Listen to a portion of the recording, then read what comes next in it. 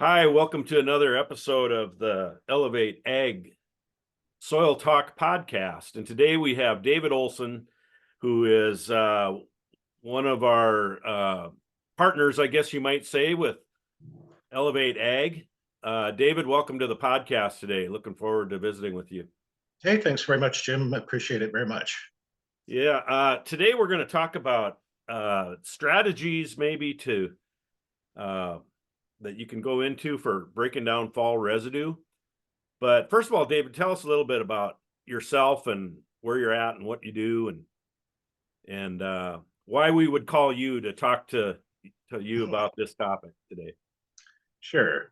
Yeah, I'm David Olson. I'm the owner of Sustainable Growing Solutions. We manufacture biological products for commercial agriculture. We manufacture several different biological products, each one designed to do a particular set of functions. So today we're gonna focus quite a bit on our decomposer product called MetaGrow Decomp. Just a little background on myself. I'm a sixth generation farmer, second generation scientist. Grew up on the family farm, and so did all the different things you can do on the farm. And my dad started working with organic inputs about 45 years ago, so that meant that I was of the age to do all the field trial stuff. And so we learned an awful lot about those materials over time. One of the first things that we learned was that most of these things work better together rather than just as a single standalone thing. And that was kind of guided our philosophy quite a bit. You'll see that as we talk about the crop programs or how we would implement a decomposer program. So then we started working with biologicals about 35 years ago. My dad developed his first biological product about 25 years ago. And so we've been working with biology and commercial agriculture kind of ever since. We have 10 different products registered at this point. So any other background or things that you think would be helpful at this point, Jim? Well, no, that's great. A lot of experience, a lot of history. You guys have seen and done it all. And, in this regenerative space, it seems like you had a heck of a jump start on this. And we're figuring out for many of us, Well, before I we think the were. important thing is, yeah, that we've managed to make some tremendously, I think, productive relationships, like our relationship with Elevate Ag. So, us being, from the West Coast and having worked in 70 different crops or so out here, we kind of were trying to stay focused on, the crops that we are the most familiar with, the high value tree and fruit crops and things like that. And one way or another, we ended up working in the Midwest in corn and soybeans and wheat and so on. And very early on, came across Elevate Ag and found that they had really very similar set of philosophy about how we put the grower first, and we're all about problem solving and the integrated approach. So that all just fit really well together, and so we do quite a bit with Elevate Ag. Elevate Ag is one of our largest distributors in the Midwest. We also work with Elevate Ag to produce some custom products with them. So if you see biology in an Elevate Ag product, that's kind of where the engine of those products by providing all the biologicals. And I did briefly allude to the fact that we have different biological products for different sets of objectives. And so we have ones that are a very high concentration. All of our products are designed to be very diverse species because we're really looking to restore all of the biology in the soil, not just a handful of species like other biological products. So that really sets us apart. And with that as a strategy of the objective of restoring the entire soil biology, for all the beneficial functions that microbes do for plants and also decomposition of crop residues. We don't want just one or two or a handful of species. We want dozens of them. So no matter what the combination of conditions, the biology is performing successfully and delivering their beneficial functions to the plants.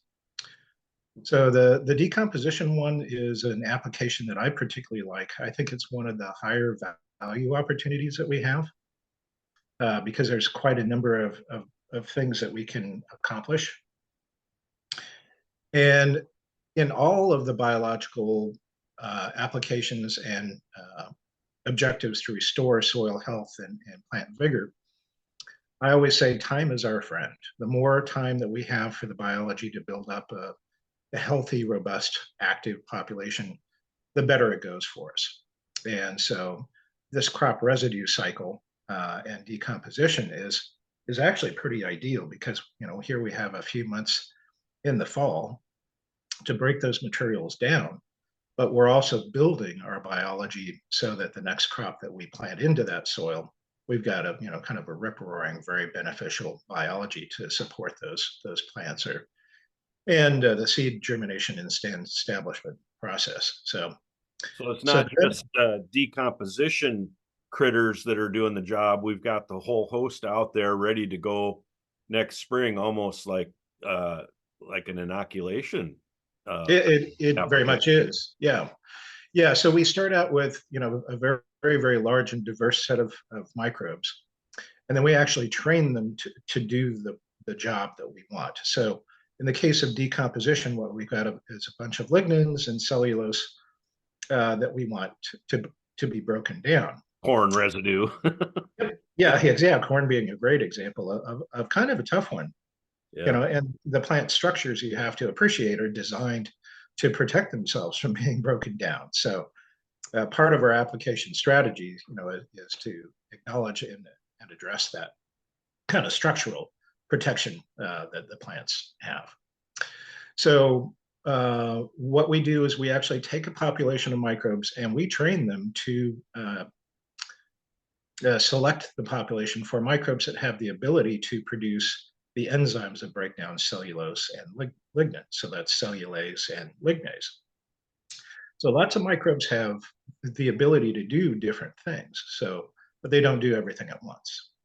So that's another thing that sets our products apart from everybody else is you could look up the name of a microbe and say, oh, this one degrades cellulose. It's like, that's good. But just because it says it can do that doesn't mean it's actually doing that. So most of the biological products that you purchase are lab-grown microbes that have never actually done those jobs. So although it'll have a name on a bottle that says this is a species that breaks down cellulose, it's not actively doing that. It has not been epigenetically activated. So, the microbes have all these gene sequences, and not all of them are active at all at once. So the gene sequence that actually turns on the ability for the microbe to produce cellulase, the enzyme that breaks down the cellulose, it actually takes some dedication and energy of the metabolism of the microbe to turn that on. That turning on of that sequence is called epigenetic activation. So in a lab-grown microbe, those might choose to turn those functions on when they're in the soil because there's the opportunity to break down the residue. Our microbes are already preconditioned. So they've been pre-activated. So when they land, they're already doing the job that we want them to do. Those triggers are already triggered. Yep. We push those buttons. The key's already turned. Yep. Yeah. And so that gives us a big advantage over those other products, even if it's the same species. And come to the spring, those species actually may change to do other beneficial functions. So something that might in the fall be producing, say, a cellulase or lignase enzyme might be a cation cytophore in the spring, where it's delivering, say, magnesium or iron or calcium to a plant. If you say so, Dave, I'll trust you. But yeah. A bunch of words there that I've never heard before. But sorry, yeah, that's okay.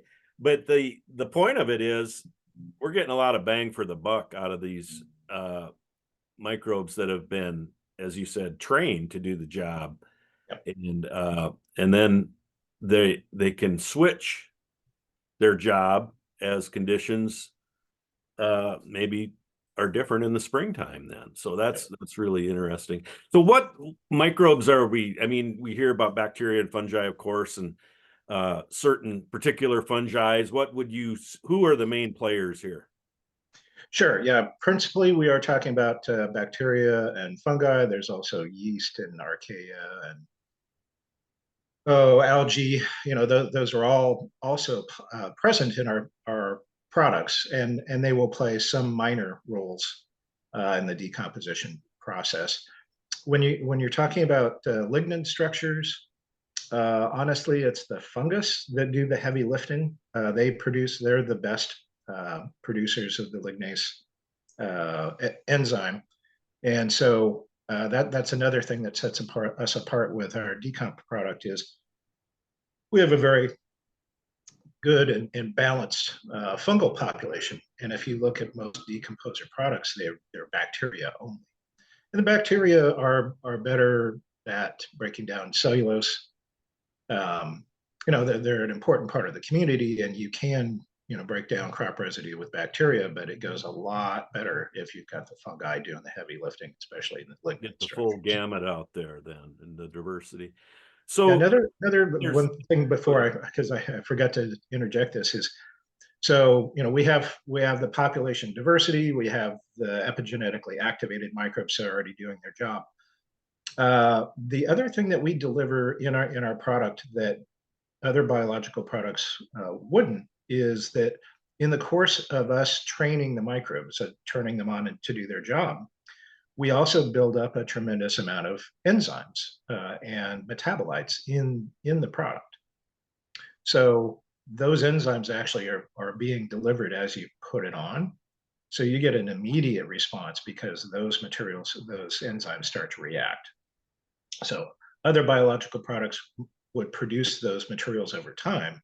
We have it already built up in our product. So you get kind of a big pop at the beginning. And I know foods are important too. Is a guy's going to make this pass, say going over corn stubble in the Midwest or corn stalks. We have a lot of no-tillers in the area, and so we aren't necessarily turning these residues. But what could we do biologically? What would be a good tank mix on corn stalks? Even in some cases they're being grazed, but in a lot of cases they're not. Sure. Yeah, and that's a good scenario to start with. So anytime you think about a biological program and how you want to apply it, you always want to apply biology with food. With the food. Because you're going to give the microbes something to wake up that stimulates them to come out of stasis, because we have shelf-stable products, which is another thing that differentiates us. We also pay a lot of attention to the food ration. So we want to have all of the nutrients and minerals, etc., that the microbes need to grow and propagate and to sustain and colonize efficiently. So we kind of start out with that as our basic premise, but then you take a look at the characteristics of the crop residue itself. So a lot of the dry material that we have is crop residues, especially the light colored ones. So corn stubble, corn stover, wheat. Yeah, those tend to have very high carbon to nitrogen. So lots of carbon, not very much nitrogen. So you look at the ideal ranges of carbon and nitrogen nutrient availability for life. So for the microbes, they like somewhere between 15 to 20 to 1. So 15 or 20 carbons for every nitrogen. In something like wheat straw, you typically would have somewhere around like 50 carbons per nitrogen. So you can see that you've got way more carbon and not enough nitrogen to balance what the biology needs. So we take that into account as we design the food source that we're going to apply the microbes with. Now, we don't have to balance the entire equation out in the field, the bulk density of all the materials that are out there, and try to get the carbon to nitrogen ratio completely straightened out or shifted towards that. But ideal zone of 15 to 20 carbon per nitrogen. So what we do is we put on some nitrogen so that there's a source that kind of gives the microbes a jump start. So as they start breaking down that material, they're going to release more nitrogen as they go. So the nitrogen we put on as part of the food source at the application of the program just as a kickstart. So one of the things we like to use, shout out to Pacific Grow. Pacific Grow has a couple of fish hydrolysate products that we like very much.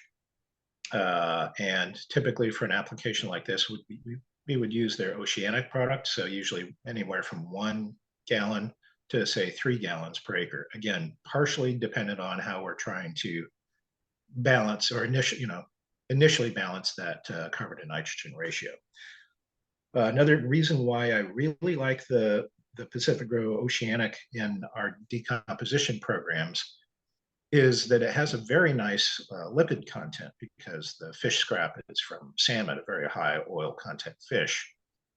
And the lipids, so that oil that's in that product, is something that the fungi absolutely love. So as I was talking earlier, how important the role of the fungi is in that decomposition process, the lipids from that fish really, really light it up. It's a huge advantage. We blend a product at Elevate also called HyprCycle that includes some of those products. It's kind of a pre-blended mix, if you will. So it's a one shot application. Yep. Mixture of your biology, along with this HyprCycle, that'd be a really nice program. Yep. So the things that I would put into the application that we're talking about are things. So with the MetaGrow Decomp, so that's a liquid biological. So that's anywhere from 2 to 3 gallons per acre. So not a lot of material really. And it's, not a particularly expensive material either. And then we've got the food products. So that's MetaGrow M Food, or of course, Elevate has some similar or complementary other alternative food sources, which would work very, very well in that context. So that's anywhere from like a 1/4 pound to a 1/2 pound of M Food. Then we've got the Pacific Grow Oceanic that I was talking about. That would be anywhere from 1 to 3 gallons per acre, depending again on kind of how we're trying to balance the carbon and nitrogen material. And then the other things that I would consider is, molasses or sugars.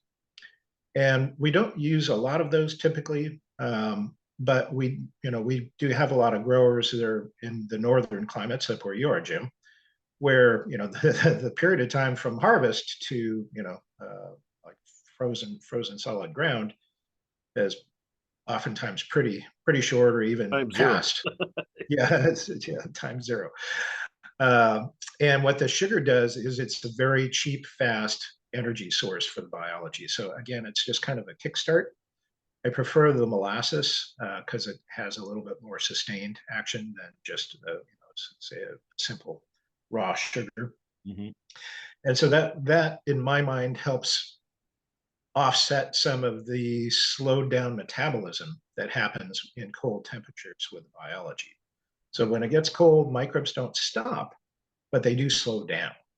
So if you give them a cheap, fast energy source, that's going to offset that a little bit. So, and again, what we're trying to do is we're trying to build momentum here. Yeah. So that's kind of a description of the materials. There's some important things about, every operation is different, so a grower is going to kind of have to pick and choose what their strategy is, but I'll throw out some that have worked well. It's not all of them for everybody, but whichever ones work for you, which would be things like we talked about the protective structures that are things like the corn stalks and even the rice or the wheat straw. If we can crimp those or crack them or break them or shatter them in any way, what you're doing is you're opening all these opportunities for biology to get on the inside. On the inside, there's a lot more breakdown process that's going to happen than on the outside, because there's all these protective materials. So if you can get fungal growth on the inside of that corn stalk, you're going to break that down in a huge hurry. If it has to work only from the outside in, it's going to go a lot slower. So, so that's one thing, just literally mechanical, physical modification of it for microbe access. The other one is just the amount of surface area that we can treat. So if you're only getting a small percentage of say, the surface area of the materials we're trying to decompose inoculated, then it takes longer to get going. Okay. So there's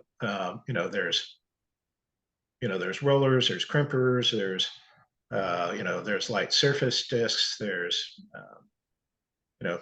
we have growers that'll put spray bars in front of their tillage equipment, so that way it's all the materials on the top, but then just after it's been inoculated, it kind of gets turned around a little bit, so it spreads itself across the other surfaces. And then ideally, if it's lightly incorporated, so now it's protected from the sun, you don't have UV photo degradation of the biology, and you also reduce the amount of CO2 volatilization that'll happen of the crop residue. So part of what we're trying to do with biology is, of course, we want to break down all those materials for a bunch of different reasons.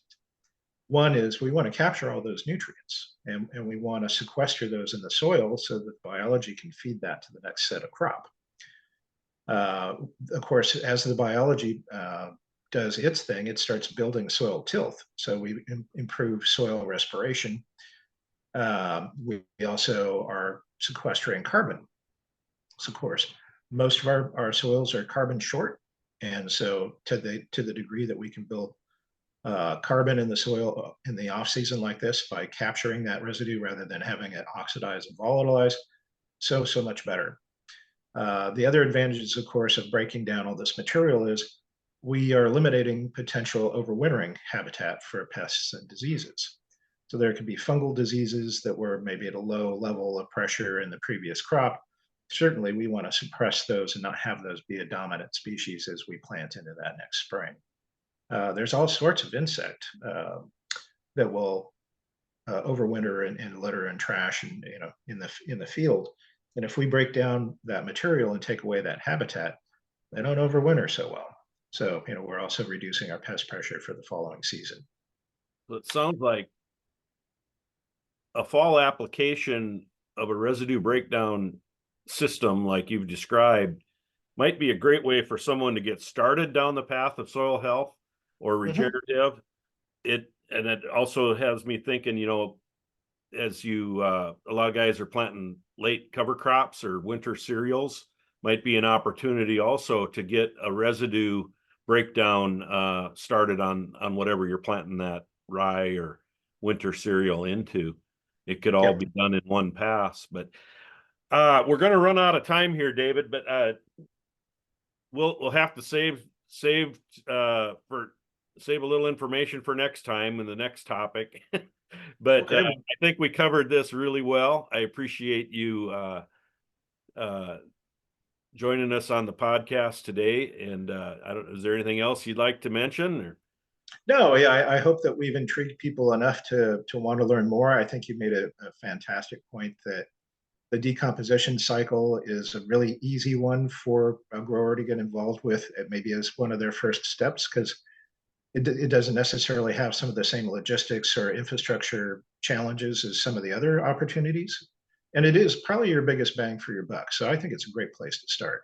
And certainly I would look at Elevate Ag's website, has a ton of information. We actually have kind of a write-up of the decomposition program on our sgs-ag.com website. So that's another resource you might take a look at. Sounds good, David. And yeah, if anybody has more questions or get a hold of one of us at Elevate Ag, and we'll be happy to talk to you. Yeah. All right, Dave. Thanks a lot. Thank you, Jim.